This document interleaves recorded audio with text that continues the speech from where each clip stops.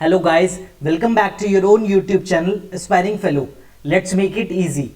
I am Deepak Bansal and जो हमारी error detection की सीरीज चल रही थी, आज उसमें हम करेंगे एसएससी सीजीएल 2019 टायर 2 की लास्ट शिफ्ट के एरर डिटेक्शन के क्वेश्चंस। लास्ट शिफ्ट हमारी हुई थी 18 नवंबर 2020 में। तो आइए शुरू करते हैं आज का वीडियो उन क्वेश्चंस के साथ।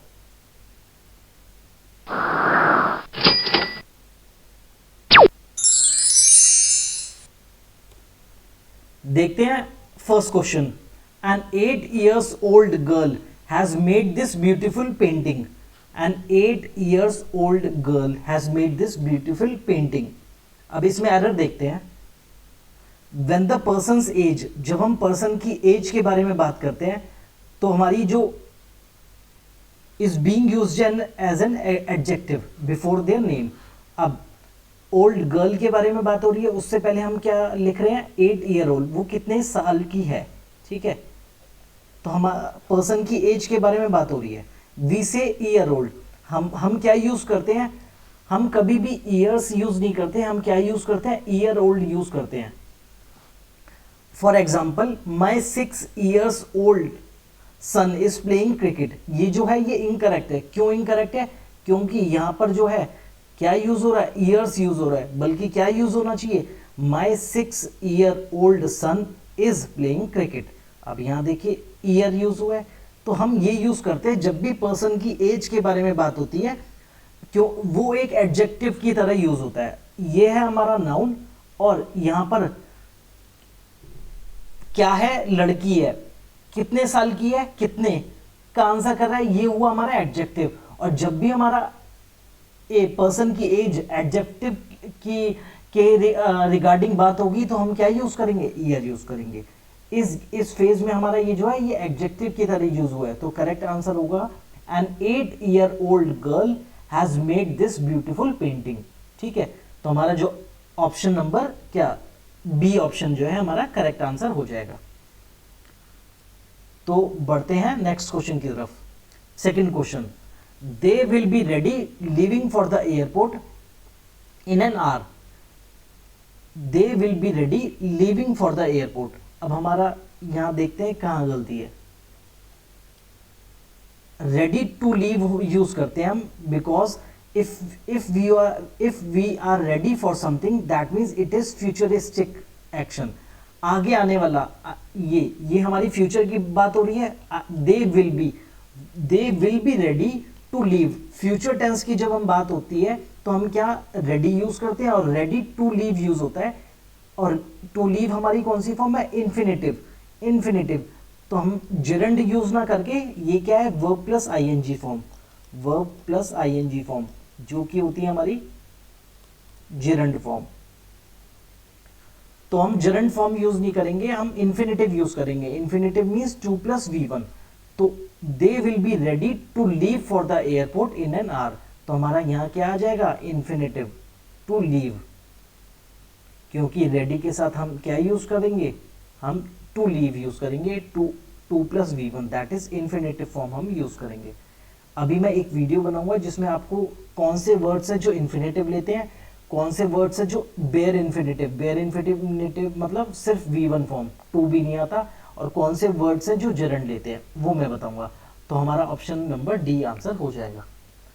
बढ़ते हैं नेक्स्ट क्वेश्चन की तरफ। 3 hours will have passed when the bell will ring। अब यहाँ दो चीजें हो रही है फ्यूचर में। When 2 actions are happening in the future, जब भी फ्यूचर में 2 actions होंगे तो हमारा बेल रिंग ये हमारा एक action and 3 hours will be pass ये हमारा सेकेंड एक्शन। ठीक है, अब फर्स्ट एक्शन हमारा जो होता है, जब भी 2 एक्शन हमारे फ्यूचर में हो तो हमारा फर्स्ट एक्शन किसमें, प्रेजेंट में होना चाहिए, और सेकेंड एक्शन हमारा किसमें होना चाहिए, फ्यूचर में होना चाहिए। अब यहाँ पर हमारा फर्स्ट एक्शन क्या है, ये है हमारा फर्स्ट एक्शन और ये है हमारा सेकेंड एक्शन। ठीक है, अब 3 की वजह से तो हैव आया है, ठीक है, और विल आ गया। सेकेंड एक्शन हमारा फ्यूचर में होना चाहिए तो विल आ गया। फर्स्ट में हमारा विल नहीं आएगा, क्या फर्स्ट हमारा प्रेजेंट टेंस में होना चाहिए, और जो बेल है वो सिंगुलर है तो हमारी प्रेजेंट टेंस में रिंग का क्या हो जाएगा, रिंग्स। तो हमारा करेक्ट सेंटेंस होगा 3 hours will have passed when the bell rings, क्योंकि ये जो है हमारा क्या है, फर्स्ट एक्शन है, और फर्स्ट एक्शन हमारा प्रेजेंट टेंस में होना चाहिए। प्रेजेंट टेंस मींस वर्ब की फर्स्ट फॉर्म में होना चाहिए, और बेल हमारा सिंगुलर है तो रिंग का क्या हो जाएगा, रिंग्स हमारा आएगा। तो हमारा ऑप्शन नंबर कौन सा हो जाएगा, option number A will be the correct answer. तो बढ़ते हैं नेक्स्ट क्वेश्चन की तरफ, जो है fourth question, did you told. अब ऑप्शन यही मिल गया हमें। डिड के साथ हमेशा क्या यूज होता है, फर्स्ट फॉर्म यूज होती है। फर्स्ट फॉर्म यूज होती है तो टोल्ड की जगह क्या आएगा, टेल आएगा, tell. Did you tell him about the new plot that you have bought, क्या तुमने बताया न्यू प्लॉट के बारे में जो तुमने खरीदा है। तो did you told, option number A will be the answer, क्योंकि डिड के साथ हमेशा हमारी कौन सी फॉर्म, फर्स्ट फॉर्म यूज होती है। तो हम बढ़ते हैं नेक्स्ट क्वेश्चन की तरफ। ही thinks that he can get away among lying and cheating.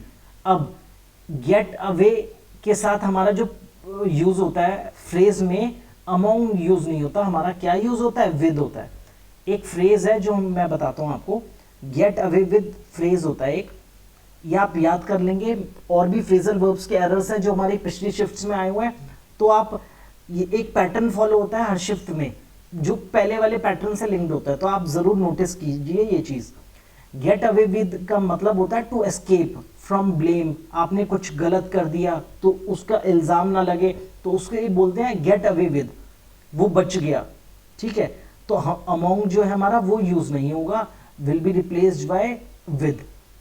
तो हमारा करेक्ट सेंटेंस होगा, he thinks that he can get away with lying and cheating. तो हमारा करेक्ट ऑप्शन क्या हो जाएगा, हमारा option number C will be the correct answer. बढ़ते हैं नेक्स्ट क्वेश्चन की तरफ। He has shattered his neighbours window by purpose. अब एक और फ्रेज की बात आ गई, देखिए तो आप इंपॉर्टेंट मार्क कर लीजिए, एक और फ्रेज की बात आई है, ऑन पर्पस। ऑन पर्पस का क्या मतलब होता है, when you do something on purpose. On purpose का मतलब होता है इंटेंशनली, तुमने जानबूझ के की है वो चीज, ठीक है, तुमने अपनी मर्जी से जानबूझ के की है। यहां पर ही has shattered neighbours window, he broke his neighbours window, क्या इंटेंशन से, विद इंटेंशन, विद इंटेंशन करी है, जानबूझ के की है, तो हमारा क्या यूज होता है, प्रेपोजिशन जो पर्पस के साथ यूज होता है वो ऑन यूज होता है। तो हमारा क्या होगा sentence, he has shattered his neighbours window on purpose. तो हमारा option number C will be the correct answer. बढ़ते हैं नेक्स्ट क्वेश्चन की तरफ। The captain scored a century in a second inning. अब यहां पर आर्टिकल का एरर है, मुझे तो पहली बार में दिख गया। अब सेकेंड इनिंग की बात हो रही है, हमारा जो द आर्टिकल होता है वो कौन सा होता है, डेफिनेट आर्टिकल बोलते हैं हम उसे, क्या बोलते हैं, डेफिनेट आर्टिकल। अब सेकेंड, ठीक है, और कहां यूज होता है, which is used when we have to specify something और when the noun is particular. अगर पर्टिकुलर डेफिनेट चीज के बारे में बात हो तो हमारा डेफिनेट आर्टिकल आता है। इस सेंटेंस में वो पर्टिकुलरली किसके बारे में बात कर रहा है, सेकेंड इनिंग के बारे में बात कर रहा है। हमारी किसके बारे में बात हो रही है, सेकेंड इनिंग के बारे में बात हो रही है पर्टिकुलरली। तो हमारा क्या होगा, इन द सेकेंड इनिंग होगा। The captain scored a century in the second innings. तो हमारा जो ऑप्शन हो जाएगा कौन सा, करेक्ट ऑप्शन हो जाएगा हमारा ऑप्शन नंबर बी। बढ़ते हैं नेक्स्ट क्वेश्चन की तरफ। The concert has started when he reached the venue. अब यहां दो, ये हो गया टाइम, व्हेन हमारा टाइम, तो यहां दो एक्शन हो रहे हैं। अब देखिए रीच द वेन्यू एक एक्शन, ठीक है, और ये हो गया the concert has started second. तो हमारा ये हुआ है फर्स्ट एक्शन हुआ है, और ये हुआ है हमारा सेकंड एक्शन जो बाद में हुआ है। तो जब भी दो एक्शन पास्ट में हो, when two actions are in the past, first action should be in past perfect tense और सेकंड हमारा सिंपल पास्ट में, ठीक है। ये हमारा सेकंड एक्शन है और ये हमारा किस में है, रीच्ड, दैट इज हमारा सिंपल पास्ट में। तो ये तो हमारा बिल्कुल सही है, लेकिन जो हमारा फर्स्ट एक्शन है वो किस में दिया हुआ है, हैज स्टार्टेड। तो ये क्या है, प्रेजेंट परफेक्ट में दिया हुआ है, ठीक है, ये V3 फॉर्म हो गई। तो हैज की जगह हमारा क्या आ जाएगा, हैड। तो हमारा आना चाहिए हैड स्टार्टेड। तो हमारा क्या करेक्ट ऑप्शन क्या हो जाएगा, option number C will be the correct answer. The concert had started when he reached the venue. Let us think how can we solve the problem amicably. ठीक है, अब ये देखते हैं. Let us think. अब दो चीजें होती हैं जो WH फैमिली, ये हो गई हमारे हाउ. WH फैमिली हमारी होती है what, when, why, how. अगर हमारा इंटेरोगेटिव नॉर्मल सेंटेंस है तो हमारा क्या होता है यूज, हाउ कैन बी. हमारा पहले वो होता है, पहले हमारी वर्ब यूज होती है और फिर आता है हमारा सब्जेक्ट. लेकिन जब भी सेंटेंस के बीच में इंटेरोगेटिव यूज होता है, सेंटेंस के बीच में इंटेरोगेटिव यूज होता है, interrogative sentence comes within a sentence, बीच में, और लास्ट में फुल स्टॉप आए. लास्ट में क्या फुल स्टॉप है, तो ये हमारा इंटेरोगेटिव होते हुए भी क्वेश्चन नहीं होता, ये हमारा सेंटेंस होता है. ठीक है, और जब हम सेंटेंस की बात करते हैं तो हमारा स्ट्रक्चर क्या होता है, WH family plus subject plus verb. ये हमारा स्ट्रक्चर होता है करेक्ट जब हमारा सेंटेंस हो, हमारा इंटेरोगेटिव क्वेश्चन ना हो. ठीक है, तो हमारा ये क्या है, ये है हमारी वर्ब, ये है हमारी वर्ब, और ये क्या है सब्जेक्ट. और हमारा स्ट्रक्चर क्या कहता है, सब्जेक्ट पहले आना चाहिए वर्ब बाद में. तो हमारा ये चीज यहाँ आनी चाहिए, ये चीज कहाँ जानी चाहिए, यहाँ जानी चाहिए. तो हमारा ये होना चाहिए we can. Let us think how we can solve the problem amicably. तो हमारा क्या, option number A will be the correct answer. ये भी हमारा पिछले शिफ्ट में आया था. They are planning for settling in Mumbai with their son. अब देखते हैं, प्लानिंग फॉर सेट समथिंग. ठीक है, इसका मतलब क्या होता है, फ्यूचर के लिए फ्यूचरिस्टिक एक्शन है, मतलब फ्यूचर के बारे में बात हो रही है, प्लानिंग कर रहे हैं वो किसी चीज की. और जब भी ऐसा स्ट्रक्चर होता है तो हम क्या यूज करते हैं, इन्फिनेटिव यूज करते हैं. अभी 2-3 क्वेश्चंस पहले भी हमने ये देखा था, सेम ऐसे ही स्ट्रक्चर वाला सेंटेंस देखा था. तो आई एम प्लानिंग, जैसे example, I am planning to buy a new car. अब यहाँ पर हमारा क्या यूज हुआ है, 2 + V1 यूज हुआ है. इन्फिनेटिव हमारा क्या कहता है, 2 + V1 यूज हुआ है. ठीक है, तो I am planning to buy a new car, we are planning to launch new editions of our books. Hence sentence क्या होगा, they are planning to settle in Mumbai with their son. तो ये for settling नहीं, to settle in Mumbai with their son. तो हमारा correct option क्या हो जाएगा, option number D will be the correct answer. बढ़ते हैं नेक्स्ट क्वेश्चन की तरफ. She is not as smart as I think at first. अब उसने पहले सोचा था जितना, उतनी स्मार्ट वो लड़की नहीं है, यही मतलब है. अब जो पहले सोचा था, तो आप खुद बताइए, थिंक आना चाहिए जब पास की बात हो रही है. जैसे एट फर्स्ट का मतलब क्या होता है, means at the beginning, which means in the earlier time, past tense. जो पहले सोचा था तो हमारी किसके बारे में बात हो रही है, पास्ट के बारे में बात हो रही है. और ये हमारा क्या है, प्रेजेंट फॉर्म है. तो हमारी थिंक की पास्ट फॉर्म क्या होगी, थॉट. तो हमारा करेक्ट ऑप्शन क्या हो जाएगा, she is not smart as I thought at first. तो हमारा करेक्ट ऑप्शन क्या होगा, option number C will be the हमारा correct answer. Sorry, correct answer होगा हमारा बी. Whole country applauded the courage of our soldiers. इसका आपको शुरू में ही दिख जाएगा जब भी होल कंट्री की बात हो रही है. ठीक है, कंट्री, स्टेट, इन सब की बात होती है तो हम क्या यूज करते हैं, द होल कंट्री.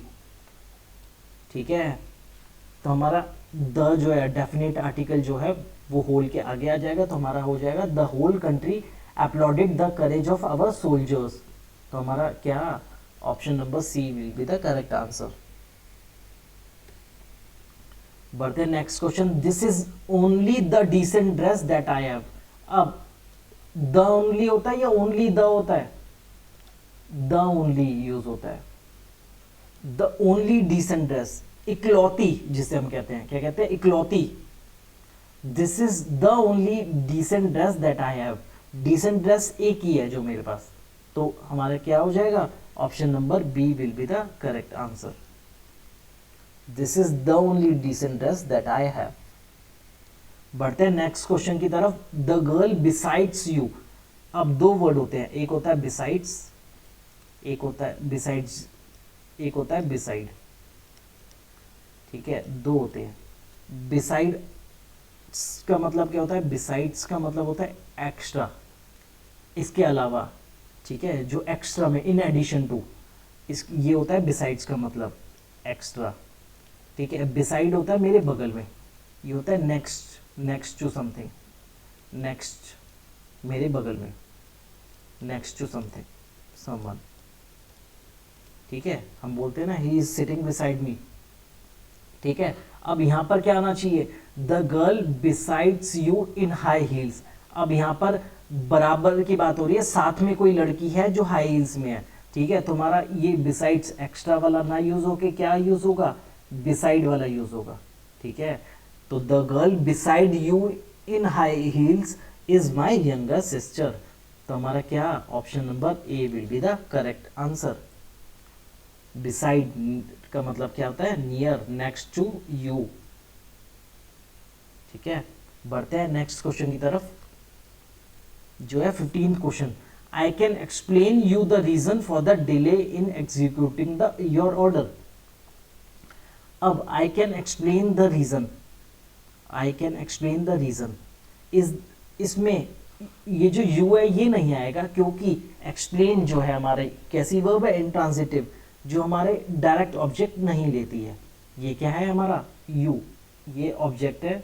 ठीक है, तो हम एक्सप्लेन के बाद डायरेक्ट ऑब्जेक्ट यूज नहीं करते हैं, और यू हमारा डायरेक्ट ऑब्जेक्ट है जो कि रिमूव होना चाहिए। हमारा क्या सेंटेंस होना चाहिए? I can explain the reason for the delay in executing your order. तो हमारा करेक्ट ऑप्शन क्या हो जाएगा? Option number D will be the correct answer. I can explain the reason for the delay in executing your order।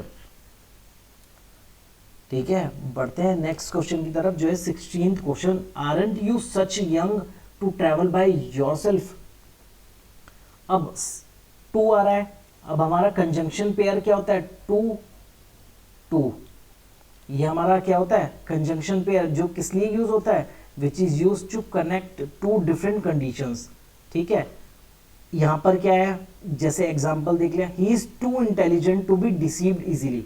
वो इतना ज्यादा intelligent है कि उसे आसानी से पागल नहीं बनाया जा सकता। अब यहां पर क्या बोल रहे हैं? He is too young to travel. Aren't you too young to travel by yourself? ठीक है, वो अकेला ट्रैवल कर रहा है लेकिन बहुत ज्यादा यंग है, तो इस बारे में बात हो रही है। तो हमारा क्या होना चाहिए? सच की जगह टू, टी डबल ओ वाला टू यूज होना चाहिए। तो हमारा that is option number C will be the correct answer. As such you need any money just write to me. अब as such you need any money, if you need any money, ये use होना चाहिए, क्योंकि as such जो है हम is incorrect, हम as such use नहीं करते। ये कंडीशनल सेंटेंस की बात हो रही है। ठीक है, तो हमारा एज सच ना यूज होके क्या यूज होगा? इफ। अगर तुम्हें पैसों की जरूरत हो जस्ट राइट टू मी, तो मुझे बता देना। अगर जब भी इस सेंस में बात हो कंडीशनल सेंटेंस, तो एज सच यूज नहीं होता, हमारा क्या यूज होता? इफ। ठीक है, तो हमारा करेक्ट ऑप्शन क्या हो जाएगा? Option number A will be the correct answer.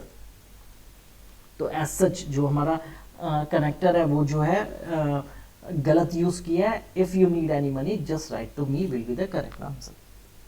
बढ़ते हैं next question, 18th question. She asked me where had I gone. अब देखिए, ये है फुल स्टॉप, ये है वेयर, WH फैमिली। और WH फैमिली जब इंटरोगेटिव हमारा बीच सेंटेंस में आना है तो स्ट्रक्चर क्या होता है? Plus subject plus verb. ठीक है, plus subject, WH family plus subject plus verb. ये है हमारा सब्जेक्ट और ये है हमारा वर्ब। तो हमारी क्या हो जाएगी? ये हमारा इधर आ जाएगा और आई जो है वो हमारा इधर चला जाएगा। तो हमारा क्या हो जाएगा? आई हैड आ जाएगा। ठीक है, तो she asked me where I had gone for dinner with my fiancee. तो हमारा option number B will be the correct answer. तो देखिए, एक ही शिफ्ट में एक ही पैटर्न पे दो क्वेश्चन आए हुए हैं। ठीक है, और ये पिछली शिफ्ट में भी आया था। तो ये पैटर्न हो गया आपका जो आपका ऑन टिप्स होना चाहिए। तो ऐसी अगर आप सारी शिफ्ट्स करेंगे तो सारे पैटर्न आपको पता लगेंगे। अगर यही क्वेश्चन सीजीएल में आ जाता है, यही क्वेश्चन सीपीओ में आ जाता है, तो आप आसानी से कर पाएंगे। I looked him at the eye. अब जो हमारा प्रेपोजिशन फ्रेज होता है, लुक्ड इन द आई होता है, एट द आई नहीं होता। ठीक है, ये हमारा ईडीएम है। ईडीएम का, इस ईडीएम का मतलब क्या होता है? लुक्ड इन द आई मतलब सच्चाई से बोलना अपनी बात। To talk to someone in an honest way that shows no doubts, सच्चाई से अपनी बात कहना। ठीक है, I looked him in the eye and told him all I knew, मैंने सच्ची सच्ची वो सब कुछ बता दिया जो मुझे पता था। तो हमारा क्या होना चाहिए? Option number D will be the correct answer. At the eye की जगह इन द आई आना चाहिए। The seat which you are sitting on is my. अब ये माई प्रोनाउन जो है, प्रोनाउन गलत है। अब यहाँ पर पोसेशन की बात हो रही है, वो किसकी है? क्या बात हो रही है? वो जो सीट है वो किसकी है? पोजेशन की बात हो रही है, और पोजेशन की बात हो रही है तो पोजेसिव प्रोनाउन यूज होगा। क्या यूज होगा? हमारा पोजेसिव प्रोनाउन। और पोजेसिव प्रोनाउन क्या है? माई का माइन। तो हमारा क्या यूज होगा? The seat which you are sitting on is, वो मेरी है, ये मेरा पोजेसिव प्रोनाउन यूज हुआ। The seat you are sitting on is mine, तो हमारा माइन यूज होगा। That is option number A will be the answer. तो दैट्स ऑल फॉर टुडे। ये थे हमारे 20 क्वेश्चंस जो हमारे 18 नवंबर की लास्ट शिफ्ट जो थी एसएससी सीजीएल 2019 मेंस की, उसमें आए थे। तो बस 3 शिफ्ट्स थी जो हमारी एसएससी सीजीएल 2019 मेंस की थी। इससे हमने एसएससी सीजीएल 2019 प्री और मेंस सबके हमने एरर डिटेक्शन के क्वेश्चंस कर लिए हैं। अब हम बढ़ेंगे सीपीओ पे, ऐसी करके सीएचएसएल, उसके बाद हम फिल इन द ब्लैंक्स, ठीक है, ऐसी सेंटेंस इंप्रूवमेंट, इन सबको भी करेंगे। तो आप देखते रहिए, अच्छे से रूल याद करते रहिए।